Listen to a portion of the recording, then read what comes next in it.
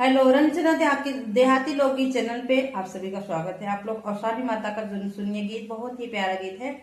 आप लोग प्यारा प्यारा कमेंट जरूर करिएगा, अपना प्यार और आशीर्वाद जरूर दीजिएगा। हमारा गाना कैसा लगा कमेंट बॉक्स में जरूर बताइएगा।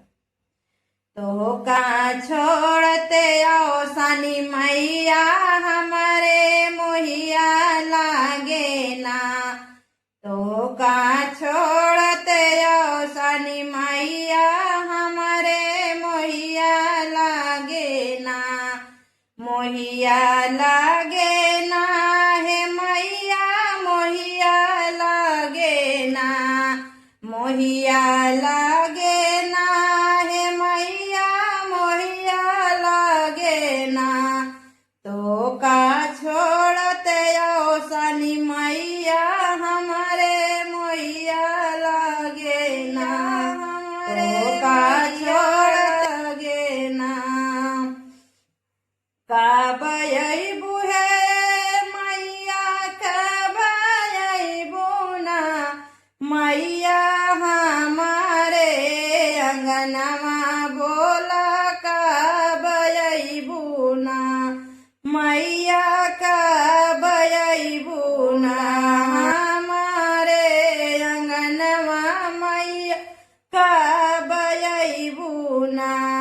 फिर अउबै है सबकिन, फिर अउबै ना, फिर अउबै है सबकिन, फिर अउबै ना। अंगन करबू दूर दूरिया सेवकिन, फिर अउबै ना। आंगन करबू दूर दूरिया सेवकिन, फिर अउबै ना। मैया कब अइबू ना, मैया कब अइबू ना, बोला हमारे अंगनवा मैया, कब अइबू ना। सेवकिन फिर अउबै ना, सेवकिन फिर अउबै ना। आमर राहे तोहर सिंदूरवा, सेवकिन फिर अउबै ना।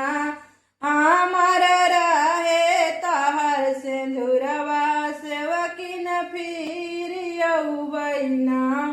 तोहका छोड़त औसानी मैया हमारे मोहिया लागे ना, तोहका छोड़त औसानी मैया हमारे मोहिया लागे ना।